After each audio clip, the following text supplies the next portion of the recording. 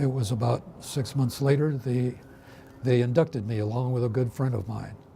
And we were up at the Presidio Monterey when we were walking down the street, and Phil, my friend Phil Zamora, said, Hank, look at that sign, they're looking for pilots. And I said, where, guy? And he says, see over there, it says, take a test and become a pilot in the United States Army Air Corps. He said, let's go take the test. I said, are you crazy? We can't pass no test to be a pilot. He said the smartest thing anyone has ever said to me my entire life. He said, how do you know we can't pass it until we try? And I said, well, I don't know. He says, well, let's go. And I said, well, you know, I told you what happened with the Navy. He said, you know, he said no to you. How many times do you think you're going to hear no for the rest of your life? And I said, okay, if you want to go, let's go. So we went, and we were in this big room with God knows how many other enlisted people, ranging from master sergeant all the way down to private. But we were the only minorities in that room. At that point in time, I had never seen a Latino or a Mexican officer. I'd never seen a non-commissioned officer who was Latino. I'd seen a lot of privates, but that was about it. And so I had my doubts about becoming an officer, but in any case, we went into this big room. It was loaded with people. They put this test out in front of us, each of us, and we were in desk-type seats, chairs, and the instructor said, you have 3 hours to finish this exam, and the time starts now. So it was only about 10 minutes before most of the seats were empty, and pretty soon my friend Phil left, but I stayed there and worked on that test until they came and jerked it out from under me. And I learned that I had passed it. They sent me down to Santa Ana Army Air Base, where Orange Coast College is today. And there they tested us on machines, on paper, physically, mentally, any way you can think of. And when they finally finished, they said I could go to pilot training. I was amazed. I had no idea that I could get through there. But they took all of us who had passed the test but who had not gone to college and sent us all to Washington State College for a 10-week course of study to prepare us to go into flying school. I hadn't been there 3 weeks when a lieutenant called me in his office and he said, Cervantes, you've only been here 3 weeks, but you've already failed 2 examinations. One more of those, and you're going back to the infantry, which is probably where you belong anyway. I didn't want to let him see me cry. And he said, come back here, I didn't dismiss you. I went back and stood at attention. And he said, there's some old professor here in town who's volunteered to help dear failures like you. You'd better go see him, because if he can't help you, come back and start packing. I went to see him that night. He asked me all about what I had done prior to coming in the service, and I told him about picking peaches and picking apricots and all that business. And when I finished, he said, Enrique, he was a Cuban man, he said, Enrique, apparently you've learned the discipline necessary to do stoop labor under a hot sun, but you've yet to learn the equally demanding discipline necessary to sit in a nice room like this one and work with your brain. I'm going to teach you how to study. He made it possible for me to get through at the very bottom of the class. They sent us to flying school at Thunderbird Field outside of Phoenix, Arizona. And one of the first things they teach you when you go up for flight training is how to take an airplane out of a spin. Because when an airplane stops flying, regardless of what aspect of flying it's in, it spins and crashes. We were flying in these two-winged airplanes, you know, with cockpits one in front of the other. And so this instructor takes me up and he pulls the airplane up into a stall, cuts the throttle back to idle, and then kicks the rudder and the airplane flips over into a spin. And the recovery is really pretty simple. You know, you lost flying speed, so you put the stick forward, and that gains you your flying speed, And if you're spinning to right, you kick the left rudder in until you stop spinning, then you let it go, and you recovered. Unfortunately, when you're spinning around and watching the ground coming up at you, and seeing the altimeter unwind, all of a sudden you forget which went first, you know, and which comes second. And so it's no small trick. They taught us how to take the airplane out of a spin. But I'd still throw up just about every flight. And the ground crew chief, the guy that took care of the airplane, he realized that early on. And he'd come approach maybe about 20 yards away from the airplane with a bucket of water and a sponge, and he'd shout, he who throws up, cleans up. He said, I don't want to see a speck of anything on my airplane. So after every landing, I'd have to wipe the airplane down. But when I'd throw up, the instructor who was in the back seat, he'd kind of just duck down and the stuff would go flying by him. But I made it through there one way or the other, I don't know why. The next place they sent me was to Marana. And every Mexican knows a Marana in Spanish means pig. And so I figured that this place was it was about 15 miles north of Tucson, out in the middle of the desert. And I figured a bunch of Mexicans built it. All the Caucasians left them, and so they named the place Marana and left. Because it was a horrible place. We lived in tar paper shacks, no air conditioning, midsummer. You cannot believe how uncomfortable it was.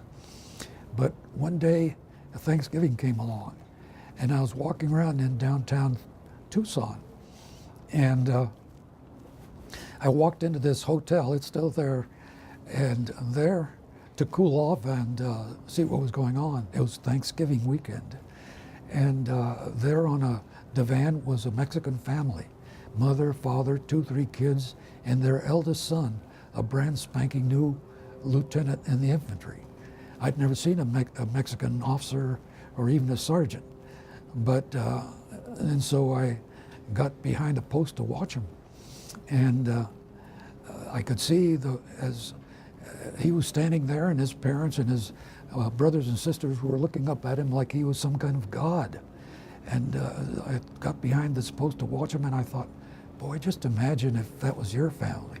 They're out there picking prunes or peaches or something. Just imagine how proud your mom could be if she could say,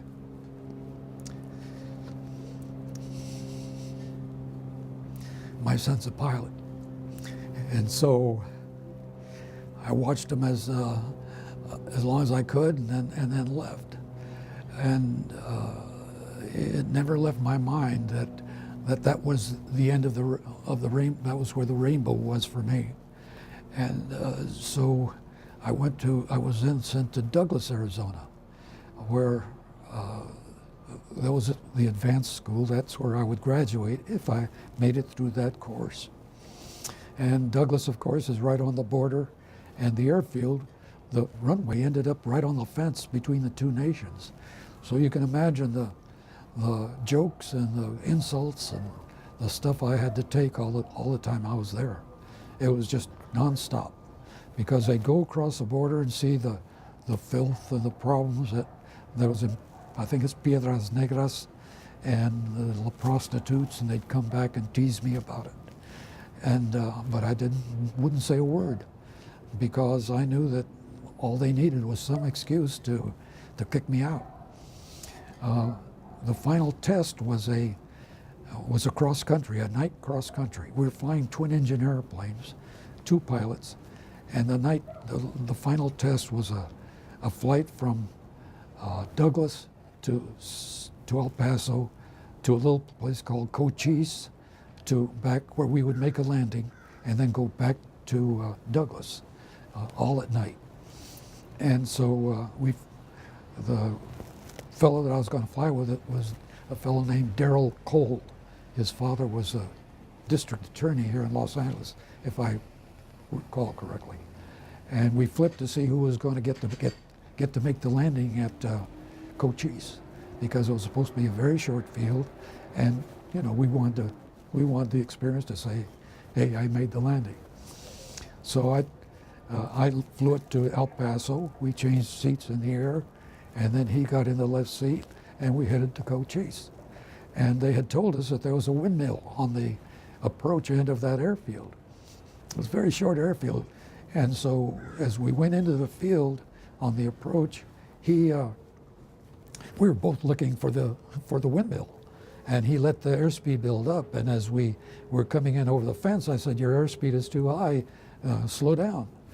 But it was already too late. We were going over the fence, and he touched down, and the airplane skipped a little bit. And it wasn't long before we got to the fence and went through it, flipped over, and we're upside down in the airplane. And in no time at all, the smell of gasoline came, and we crawled out of the airplane, and within just moments after that, it caught on fire. And we sat there, you know, in the hot desert sand, watching that airplane burn down until just the 2 engines were left there. They looked like monuments to the end of our flying career, because that's all that was left of the airplane. It was all made of bamboo and canvas. And so a few days later, there was a rumor around that if you destroyed or damaged an Air Force airplane as cadets, you had to pay for the damage. And he and I were sitting there watching that airplane burn up and wondering who was going to have to pay for how much of that airplane. And so it was about 2 o'clock in the morning when we crashed. Instructor landed about noon the next day, and we'd been sitting out in that hot sun all the morning, and he got us in the airplane, and as we took off, he turned to me, assuming that I'd made the landing, and said, "Well, Cervantes, it won't be long, because you'll have to start packing and go back to old Mexico, because you just destroyed an airplane." And I didn't even respond because I was so disappointed with the whole thing. The next day they called us into the finance office, and I thought, boy, this is where they're going to take care of business. He said, "Read this and sign here." And my friend Darrell said, are we each going to pay half? And the airman laughed. Sergeant stepped up and he said, "No, don't worry about that. We'll class 26 the airplane. That means it'll be written off. And you two guys are really lucky to be alive. That airplane burned up, and you could have burned up with it."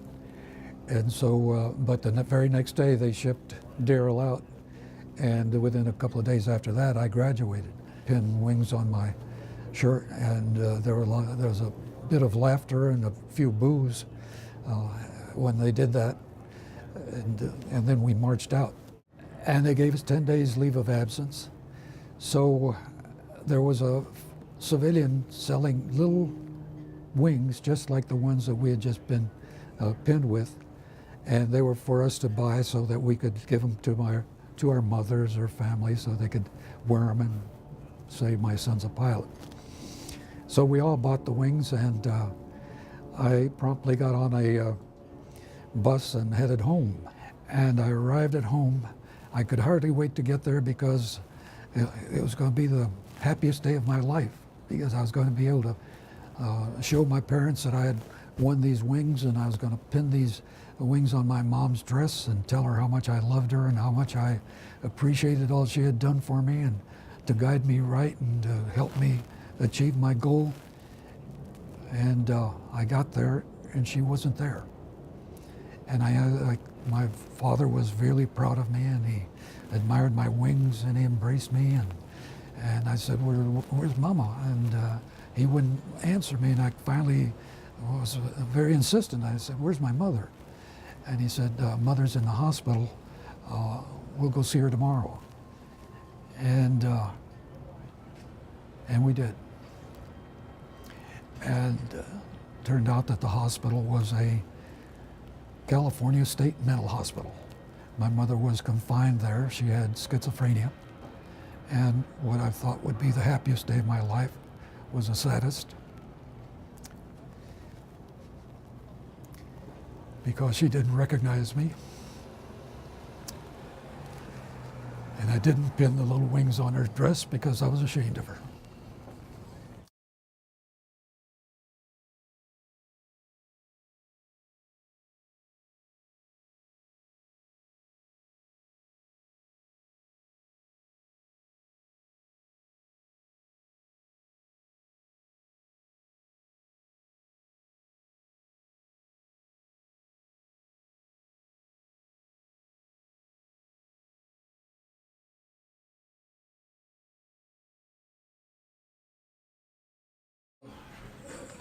I was co-pilot on that airplane on that day.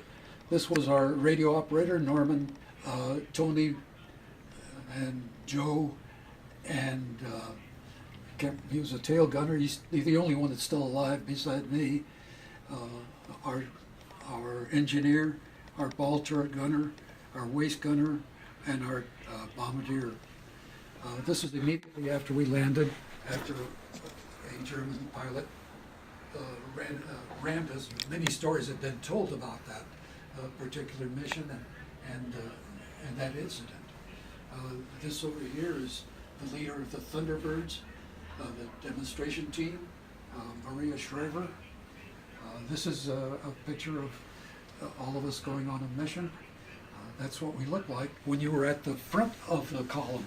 You know, there might be 1,000 airplanes behind you, and if you were back there and we were drawing contrails, well, you were like playing on instruments.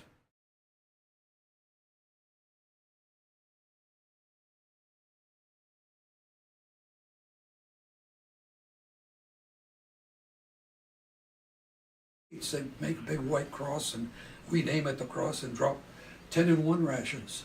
A 10-in-1 ration will feed 10 people for 1 day or one guy for 10 days.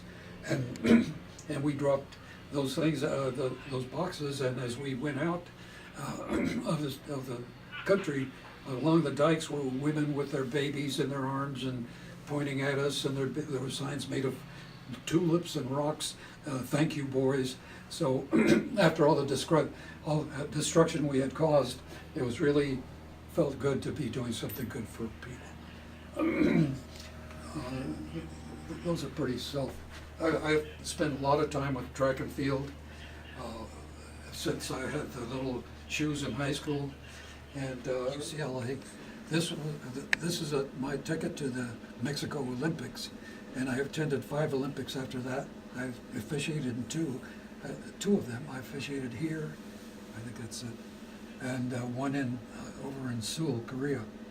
But I was also very involved with the California Beauty Contest for several years.